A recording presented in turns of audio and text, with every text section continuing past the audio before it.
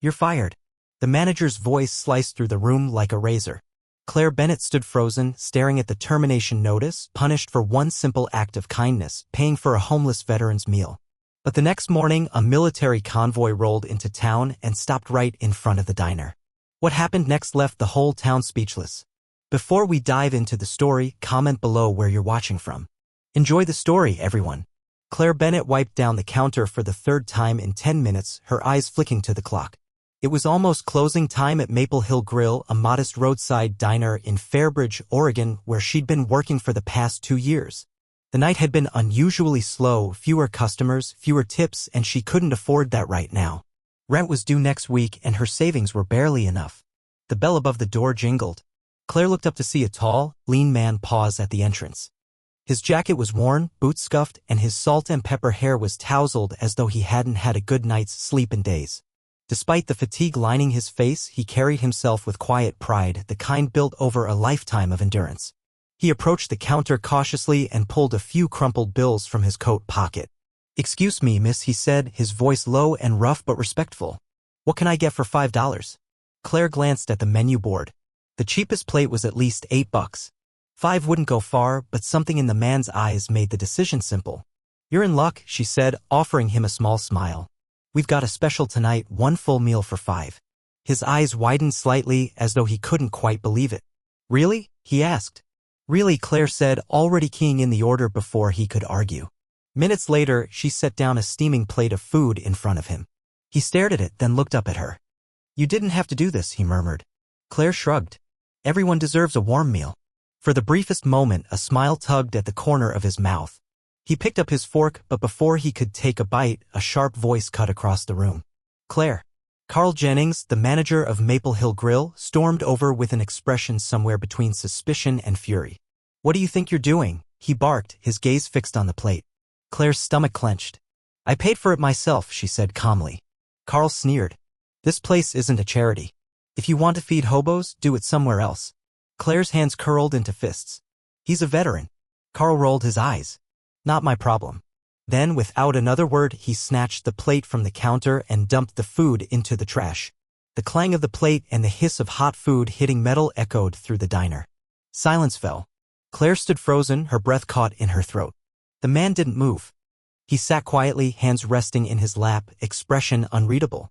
Carl brushed his hands together like he had just taken care of something dirty. "Now get back to work," he muttered. Claire's face flushed with anger. "You're a disgrace," she said through gritted teeth. Carl raised his brows with mock surprise, then smirked. "And you're fired." Claire blinked. "You're firing me?" "That's right," Carl said. "Gather your things and leave." She looked around the diner, hoping anyone, would speak up. But the other staff avoided her eyes, and the few customers left just whispered to each other, unwilling to intervene. The man slowly stood, his gaze locked on Carl. "You didn't need to do that," he said quietly. Carl scoffed. "I don't owe you anything, old man." The man didn't flinch. He gave a short nod, then turned toward Claire.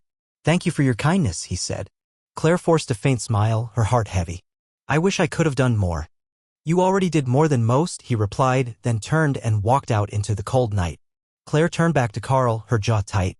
"You're going to regret this," she said. Carl let out a short, humorless laugh. "Highly doubt it." She grabbed her coat from the hook and stepped out into the cold evening. The chill bit through the fabric, but the spinning thoughts in her head burned hotter than the wind ever could.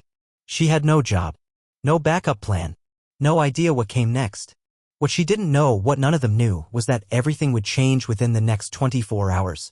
She made her way back to her apartment, her breath forming soft clouds in the air. The injustice of it all clung to her like the cold. She had been fired not for doing something wrong, but for doing something good. Something right. And somehow that felt worse. When she reached her tiny studio, barely more than a room with a kitchenette, she slumped onto the bed without even removing her shoes. Her eyes drifted to the stack of bills on the table. Rent, utilities, groceries.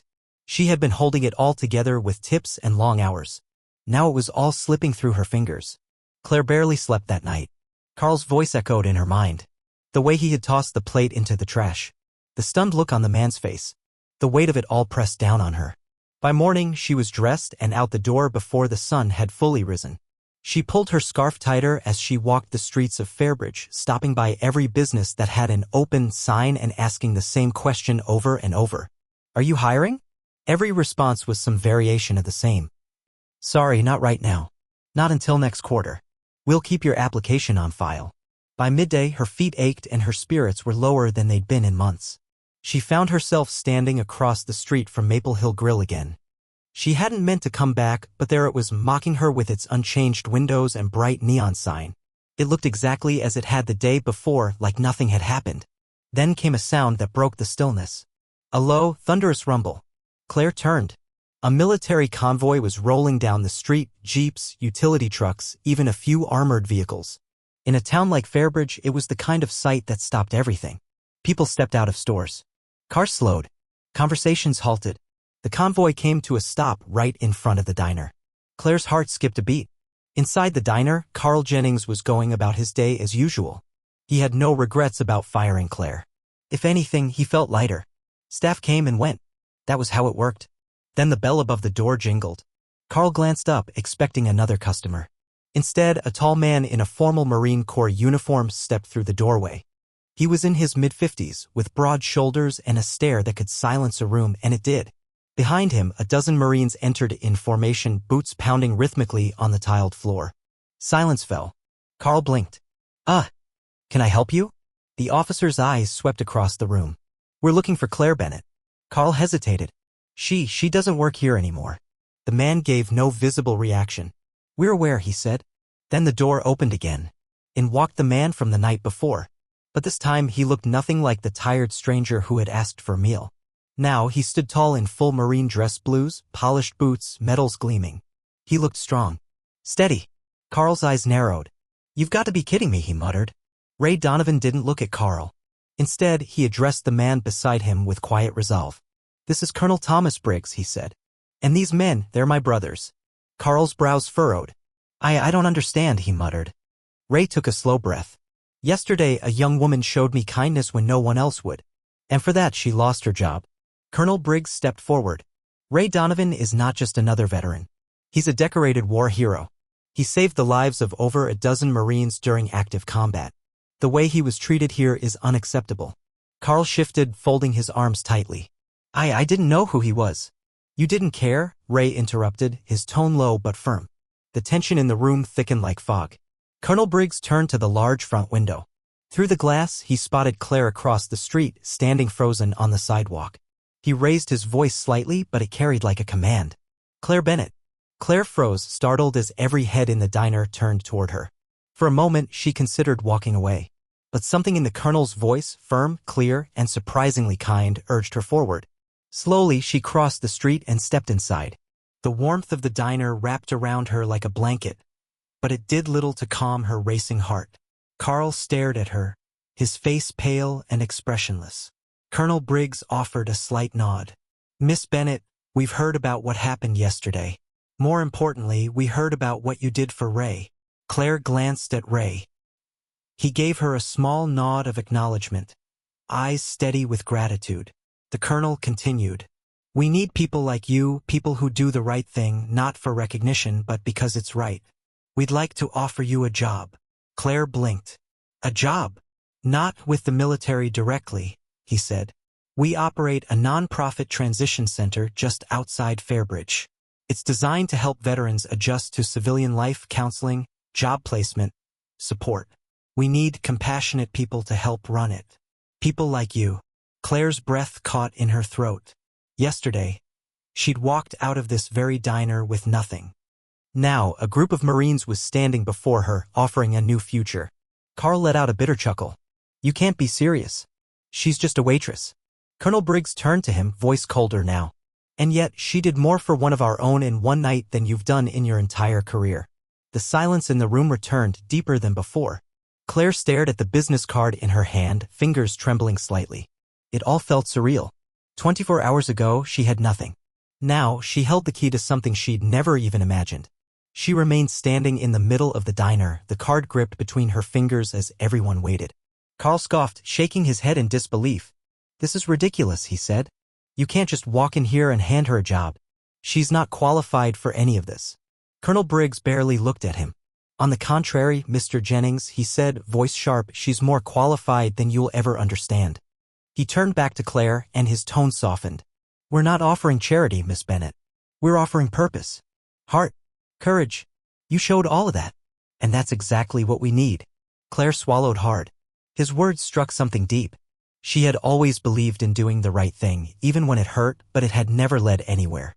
Never changed anything. Until now. Ray stepped forward, his presence calm and grounding. Claire, he said, these men are the reason I'm still standing today. I served beside them. I bled beside them. And yesterday you showed me the kind of loyalty I thought I'd never see again. He paused, voice steady. You didn't just buy me a meal. You reminded me that people still care. Carl scoffed from behind the counter. Oh, give me a break. Ray's jaw tensed, but it was Colonel Briggs who stepped forward, voice smooth but edged with quiet steel. You find this amusing, Mr. Jennings? Carl faltered. It's just this whole thing, it's dramatic. You tossed away a good employee, the colonel said, because she showed compassion to a man who served his country. And now that same man stands here in full uniform with his brothers. He took a step forward, his voice dropping. Ray Donovan isn't just a veteran. He's a decorated war hero. He risked his life to save others. And instead of honoring that, you humiliated him. His gaze shifted to Claire. And instead of recognizing loyalty in your own staff, you threw her out. A murmur rippled through the diner. A few customers who had remained silent now whispered to one another, some shaking their heads in quiet disapproval. Carl shifted on his feet, visibly uncomfortable. I didn't know, he mumbled. You didn't care, Ray corrected. And that's worse. Claire finally spoke, her voice firm. I'm not looking for an apology, she said, because I don't regret what I did. I'd do it again. And if that means I don't belong here, then so be it. Colonel Briggs studied her for a long moment, then gave a single approving nod. That's exactly why we want you on our team. Claire looked down at the card again. Her fingers curled around it. So much had happened in just one day. Fear, anger, uncertainty. But now, standing in the same room where she had lost everything, she felt something different. Hope. She lifted her eyes. Where would I be working? She asked. The colonel smiled faintly. We run a non-profit called Liberty Path. It's just outside Fairbridge. We assist veterans with housing, job training, mental health support. Everything they need to rebuild. He paused. And we need people with heart. People like you. Claire's breath caught in her throat. She had spent her adult life scraping by, working low-wage jobs just to make ends meet. Now, someone was offering her something that mattered. Something real. She turned to Ray, searching his face. He gave her a small, reassuring nod. You don't have to decide today, Colonel Briggs said. If you're interested, come by tomorrow morning. Claire took a deep breath, the business card still warm in her hand. After everything, she already knew her answer. I'm in. Colonel Briggs gave her a firm nod, then turned toward the door. Welcome to the team. One by one, the Marines followed him out. Ray lingered for a moment longer, standing across from her. You deserve more than what this place ever gave you, he said. Then he turned and walked out into the crisp air. The moment the door closed, the silence inside the diner felt suffocating. Carl exhaled loudly and ran a hand down his face. Well, that was dramatic. Claire turned to him slowly. You should be ashamed of yourself. Carl rolled his eyes. Oh, please. You really think this changes anything? You think they're going to make your life perfect now? He jerked a thumb toward the door. They'll forget about you in a week. People always do. Claire didn't respond immediately. She just looked at him, then gave a slow, calm smile, one that didn't belong to a waitress anymore. No, she said quietly. They won't. Then she walked out of the diner into the cold, starlit evening. Claire stood outside the diner, the cold wind brushing against her skin as she stared down at the business card in her hand. The past 24 hours felt like a dream, one she hadn't asked for, but maybe desperately needed. She had gone from being fired and humiliated to having a group of decorated Marines offer her something she had never dared to hope for, a purpose. Her chest tightened as she took in a shaky breath. Could she really do it? Could she walk away from the only life she had known and step into something completely unfamiliar? She looked down at the card again. Liberty Path Veteran Transition Center. Fairbridge, Oregon. She tightened her grip on it. There was nothing left for her at Maple Hill Grill. Carl had made sure of that. But the way those Marines had stood beside Ray, had stood beside her, sparked something she hadn't felt in years, belief. In herself. In something bigger. The next morning, Claire followed the address to the outskirts of town. A large brick building came into view, tucked between fields and tall trees. She hadn't noticed it before, didn't even know it existed. The parking lot was full: cars, government SUVs, military vehicles. Claire took one last breath, then stepped inside. The lobby was open and modern, sunlight pouring through high windows. A woman behind the front desk looked up and offered a warm smile. "You must be Claire Bennett." Claire nodded, slightly stunned. "Yes, I am. They're expecting you," the woman said, standing and gesturing down a hallway. "Right through those doors." Claire made her way through the corridor, her heart thudding in her chest. She entered a wide office where Colonel Briggs stood behind a desk. He stepped forward and offered her a handshake. "Glad you came." Claire returned the gesture, though her grip was more nervous than firm. "I figured. I owed it to myself to at least hear more." He motioned toward the chair across from his. "Fair enough. Because I have a feeling this is exactly where you're meant to be." As she sat, she glanced around the room. Framed photos lined the walls, Marines in uniform, some in civilian clothes, all smiling. There were commendations, medals, certificates of service. But what caught her attention most was a small handwritten sign on his desk. "No one left behind." Colonel Briggs followed her gaze and smiled slightly. "That's our mission. It's not just a slogan. It's a promise. We take care of our own, not just the ones still in uniform, but all of them. Even the ones the rest of the world seems to forget." Claire nodded slowly, her thoughts drifting to Ray Donovan, how he'd walked into the diner looking defeated, and how that small moment between them had somehow led her here. "What exactly would I be doing?" she asked. Briggs leaned forward, folding his hands. "Our center helps veterans transition back into civilian life. Some of them need jobs, others housing. Many just need to know they're not alone. We partner with local businesses, government programs, volunteers. We help them find direction again." Claire hesitated. "I've never worked in this kind of field. I mean, I've only been a waitress." "You've done the most important part," Briggs replied. "You cared. That matters more than a resume." Claire exhaled slowly. "And Ray? He's already signed on," Briggs said with a small smile. "Turns out he's got a lot to offer. He just needed someone to remind him of that."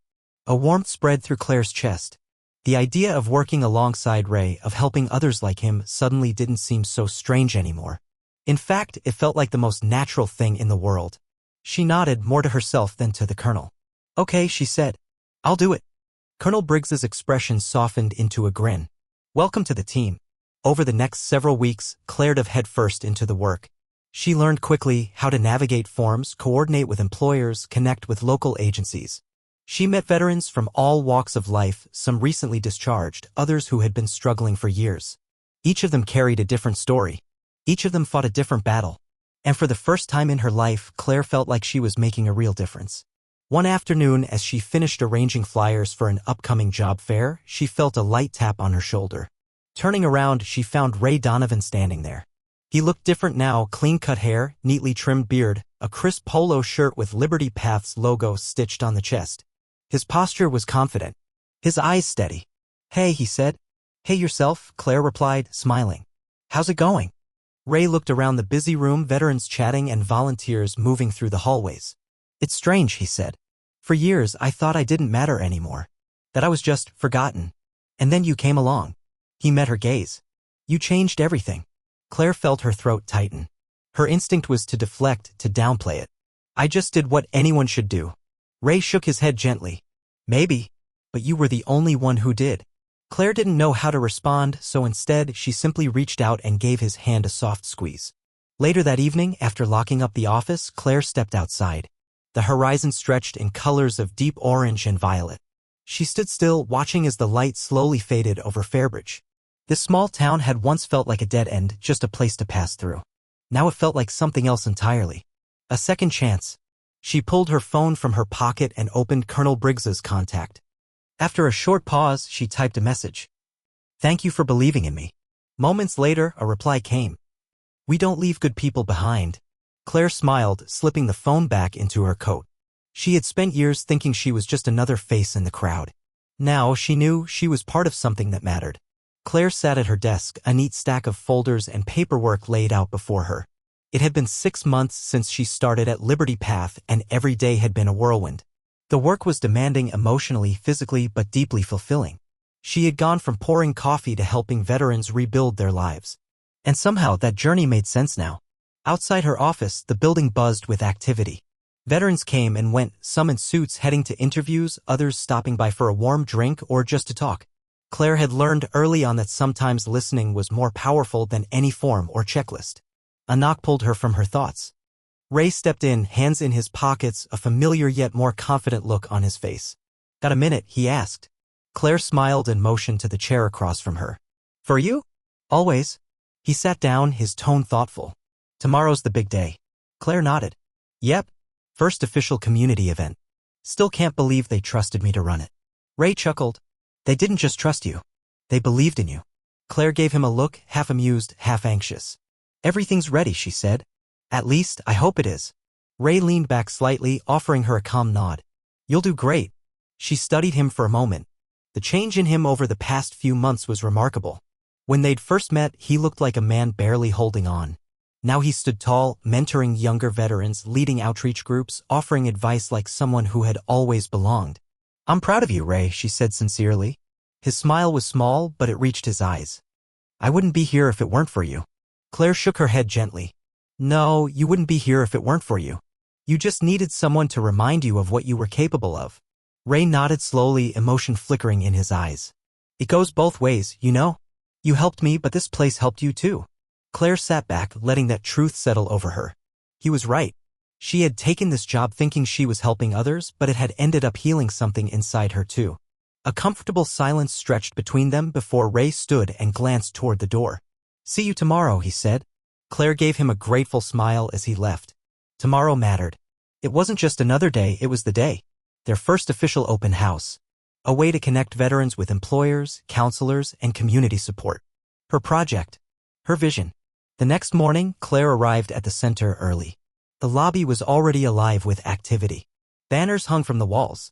Tables were neatly arranged with brochures, job listings, and coffee stations. Volunteers bustled around, checking sign-in sheets and organizing handouts. By noon, the first wave of veterans arrived. Claire moved through the crowd with a clipboard in hand, answering questions, giving directions, offering encouragement. Some visitors were eager. Others hesitated at the door, unsure if they belonged. That was why she was there. Across the room, she saw Ray laughing with a group of younger veterans. Nearby, Colonel Briggs was in conversation with a city official, probably discussing funding or future partnerships. Then Claire's gaze drifted toward the front entrance. Someone stood there. A man hovered just outside the doorway. His jacket was faded, hands stuffed into his pockets. He didn't look much different than Ray had on that first night at the diner. Claire walked over and opened the door gently. "Hey," she said. "First time here?" The man looked at her, then inside at the bustling event. "Yeah," he admitted. "I wasn't sure this place was for someone like me."